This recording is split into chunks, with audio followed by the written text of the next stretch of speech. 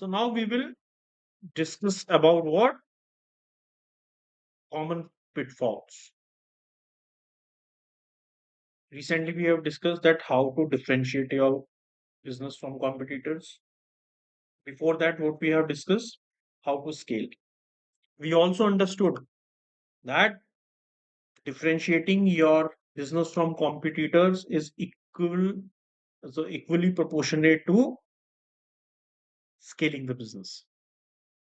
जितना बेहतर तरीके से आप अपना बिजनेस करेंगे, जितना डिफरेंशिएटर आप अपना प्रोडक्ट बनाएंगे कंपटीशन से, उतना ही ज्यादा आपको चांस मिलेगा, अपॉर्चुनिटी मिलेगी to scale your business, right?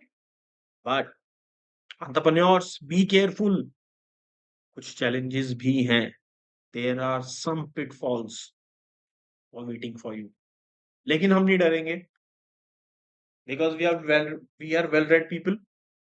हमने पढ़ाई करी है, हमने प्रैक्टिकली अपने मॉडल्स को इम्प्लीमेंट करके देखा है, किया है ना जो मैंने आपको बोला था. Please do it again. मैं रिपीट कर रहा हूँ, फ्रेंड्स में, फैमिलीज में उसको इम्प्लीमेंट करके देखिए.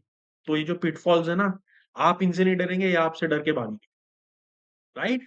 सो कॉमन पिटफॉल्स इन बिजनेसेस: इग्नोरिंग मार्केट फिट. क्या मेरा प्रोडक्ट मार्केट फिट है? I am building a product without real demand. हमने पहले भी डिस्कस किया था, कुछ ऐसे चीज बना दी कि जिसके भी शायद जरूरत नहीं है. इनोवेटिव हो सकती है, अच्छी हो सकती है, there is no doubt. Google classes were amazing. वैसे ही सेगवे, पता है क्या है सेगवे? चेक करना. सेल्फ बैलेंसिंग स्कूटर्स जो आए थे, इन्होंने बहुत पैसा लगाया है इसमें, बहुत इनोवेशन किया. ये एक एंटरटेनमेंट के लिए अच्छा प्रोडक्ट हो सकता है, खेलने के लिए अच्छा प्रोडक्ट हो सकता है, शायद यूजफुल भी हो किसी किसी जगहों पे, बड़ी बिल्डिंग्स में, बड़े शॉपिंग मॉल्स में. लेकिन अगर हम होलिस्टिकली देखें, तो इस प्रोडक्ट की रियल डिमांड नहीं है. देखो, रोड पे आप इसको चला नहीं सकते बहुत सारी जगहों पे, इंक्लूडिंग इंडिया. ठीक है, it's not safe as well.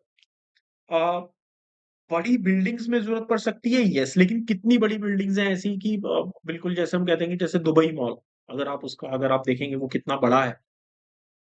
कितनी ऐसी बिल्डिंग्स हैं कि जहाँ पे आपको जरूरत पड़ेगी कि एक सेल्फ बैलेंसिंग स्कूटर पे आप एक जगह से दूसरी जगह जा रहे हैं. मैं ये नहीं कह रहा हूँ कि नहीं है, there are massive buildings there as well, but how many? So वो scalability is a problem. And more than that, एक हाउस होल्ड में आप इसको कहाँ यूज करेंगे, है ना? हाई राइज बिल्डिंग का सिस्टम्स है, फ्लैट्स छोटे हैं लोगों के पास, आप एक ऐसा स्कूटर बना, आप कहाँ चलाएंगे उसे? कॉस्ट भी है. तो ये मैंने आपको इंडिया के हिसाब से बताया. ग्लोबल मार्केट में भी आप एक बार फाइंड आउट करेंगे, segway it's a kind of product जो मार्केट फिट नहीं था. एटलीस्ट अभी तो नहीं था, may be in future, you don't know, right? तो just an example, under pricing, जो हमने पहले भी डिस्कस किया है. प्राइसिंग को कम भी नहीं रखना कि आप लॉस में चले जाओ, हाई भी नहीं रखना कि आपने कंज्यूमर से ही सारा खींच लेना. बैलेंस.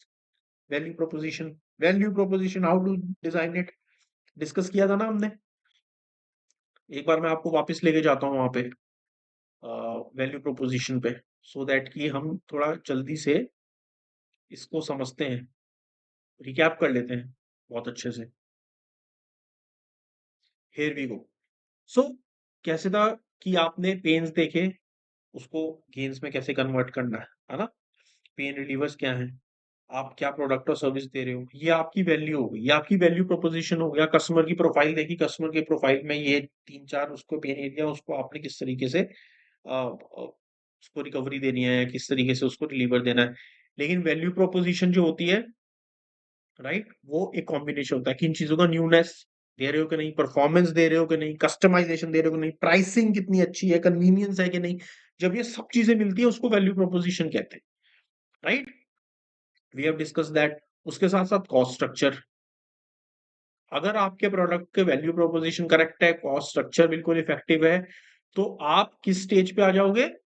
आप आ जाओगे उस स्टेज पे जहां पे एज एन एंटरप्रेन्योर आपको अंडर प्राइसिंग या ओवर प्राइसिंग की टेंशन नहीं होगी. You will be able to maintain a balance. इसका एग्जांपल है डेक्कन एयरलाइंस. पढ़िए, it was very cheap airline. Cheap airline मैंने say it means that it was a very cost friendly airline. लेकिन कब तक ऑपरेशनल कॉस्ट बढ़ता है ना, अब क्या होता है कि आपने एक बार हैबिट दे दी मार्केट को कि आप इस चीज को बहुत सस्ते में ले सकते हैं। जैसे ही आप प्राइस बढ़ाओगे तो फिर लोगों को इंटरेस्ट कम होगा कि यार अब तो ये महंगा हो गया है। क्योंकि आपका ऑपरेशन कॉस्ट भी तो बढ़ेगा टाइम के साथ।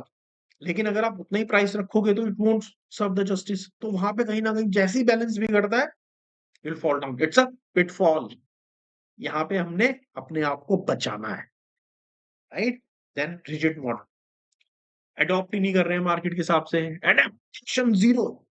Nokia, Kodak, classical example. Kodak कैमरे बनाता था रील वाले, डिजिटल फॉर्म में गया ही नहीं। जब तक गया तब तक बहुत लेट हो गया। नोकिया चेंज ही नहीं हुआ मार्केट के साथ, स्मार्टफोन्स पे जल्दी से गया ही नहीं।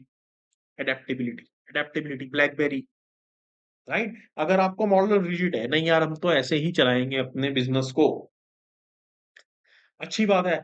आप स्ट्रॉन्ग विल वाले हैं, आप में रेजिलियंस है, लेकिन आपको मार्केट को भी समझना पड़ेगा। You have to understand the market, otherwise you will fall into the pitfall. गिरोगे। संभल के रहना है, ध्यान रखना है, अपने आप को अवेयर रखना है मार्केट से। कंटिन्यूअस लर्निंग हमने डिस्कस किया था। Networking, active networking is the key. Rigid model जो होते हैं ना, इसको अगर मैं आपको साथ साथ में ये भी बताता हूँ, इस चीज को हमने बचना कैसे है। रिजिड मॉडल से बचने का तरीका पता है क्या होता है? Active networking. आप जितना मार्केट में नेटवर्किंग करोगे, जितना अवेयर रहोगे, उतना आपको पता चलेगा अच्छा ये नए नए ट्रेंड आ रहे हैं। तो आप adopt, adapt, adapt, adapt, adapt, है ना? कि आप देखोगे कि ये मेरे काम के लिए सही है, इस पर अडेप्ट कर लेते। Any company service provider like make my trip का एग्जांपल लेते हैं। आपने कोई बुकिंग कराई, आप किसी बुकिंग में अटक गए, आप कॉल करेंगे कस्टमर केयर को। उन्होंने एआई देखा, ऑटोबॉट देखा, ऑटो चैट सिस्टम देखा, अडेप्ट कर लिया। जोमेटो ने कर लिया अडेप्ट। आप मैसेज करेंगे, उसमें लिखा आता है कि अभी आप इनसे बात करेंगे। पहले आपसे ऑटोबॉट बात करेगा। अगर क्वेरी छोटी है, हो सकता है वही रिजॉल्व कर दे। तो क्या हुआ? जल्दी हो गया काम। जल्दी हो गया, आपको मैन पावर नहीं लगानी पड़ी, एज एन ऑर्गेनाइजेशन को कॉस्ट भी सेव हुआ, काम भी जल्दी हो गया, एक्सपीरियंस बढ़िया हो गया। उन्होंने मार्केट को देखा, रिजिड नहीं हुए कि नहीं आप कॉल ही करो। कस्टमर को भी ठीक लगा, बैठे बैठे चैट किया, रिजॉल्व रेजोल्यूशन हो गया। तो ये क्या है? मार्केट को अडेप्ट कर लिया, नई चीजें अडेप्ट कर ली। If you will not do it, then there is a trouble, will fall into the pitfall. Over expansion. Expansion is good, but over expansion is not good. Classical example, Walmart in Germany. See, आप Walmart देखिए, Walmart is one of the biggest brand. US में कितना successful है, doing wonders. Germany क्यों गया, कैसे गया? जब आप इसकी हिस्ट्री पढ़ेंगे और उस क्यों फेल हुआ, तो आपको समझ में आएगा कि ओवर एक्सपेंशन क्या होता है। Best buy again in UK. Over expansion होता है कि जब आप अपने प्रोडक्ट को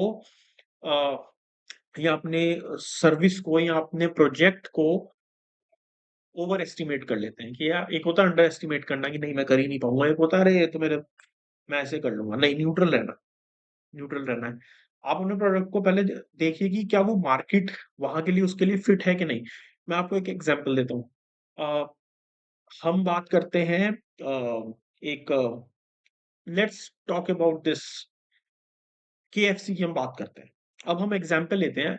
केएफसी अगर किसी ऐसी जगह पे खुल जाए जहाँ के जिसके आसपास टेम्पल्स हो, या जिसके आसपास गुरुद्वारास हो, या ऐसी जगहें हो, तो क्या वो बिजनेस चलेगा? नहीं चलेगा, क्योंकि वो एक ऐसी जगह आ जाती है कि जहाँ पे लोग थोड़ा सा इन चीजों से दूर रहने की कोशिश करते हैं। They try to avoid non vegetarian food इन जगहों के आसपास। तो अगर एज एन बिजनेसमैन आप सोचो कि मैं एक फ्रेंचाइजी ले लेता हूँ केएफसी की, लेकिन मैं उसको खोल लेता हूँ जहाँ पे भी मेरी फ्रेंचाइजी के थोड़ी सी दूरी पर ही कोई टेम्पल होगा, या थोड़ी सी दूरी पे ही कोई वर्शिप प्लेस होगा। Is it a good thing? No, bad decision. तो आपने एक्सपेंशन तो किया अपने बिजनेस का, लेकिन गलत जगह किया। ऐसा नहीं है आपका बिजनेस अच्छा नहीं है, सारी दुनिया में चल रहा है, अच्छा चल रहा है, लेकिन आपने गलत कर लिया। एक एग्जाम्पल तो ये है। दूसरा एग्जाम्पल है बायजू। अगर आप बायजू की स्टडी पढ़ेंगे तो आपको समझ में आएगा that how it works, right? कि आपने स्पेंड करते चले गए, आपने देखा ही नहीं कि सही जगह पे पैसा लग भी रहा है कि नहीं, कैश क्रंच तो नहीं आ जाएगा, कल को हम इन्वेस्टर्स को पैसा वापस कैसे करेंगे। बस देखा एक्सपेंशन अपॉर्चुनिटी है, कर दिया। कई बार अपॉर्चुनिटीज होती है, आपको होल्ड बैक करना होता है। You have to hold back, you have to wait for the right moment. Over expansion से बचने का सबसे बढ़िया तरीका है analysis. Run your analysis, run your numbers अपने सीईएस के साथ। अगर आपको एक्सटर्नल हेल्प चाहिए, फाइनेंशियल इंस्टीट्यूशंस की हेल्प लीजिए। आपको हेल्प चाहिए, एक्सटर्नल ऑडिटर्स की हेल्प लीजिए, अपने नंबर्स को रीरन करिए, अंडरस्टैंड करिए जिस मार्केट में आप जा रहे हैं, ओवर एनालिसिस करिए। मैं कहता हूँ कि आप फाइंड आउट करिए कि एक बार कर लिया, फिर डबल चेक करिए, ट्रिपल चेक करिए कि ये वाली मार्केट हमारे प्रोडक्ट के लिए सही है कि नहीं। ये है सही तरीका बचने का ओवर एक्सपेंशन से, राइट।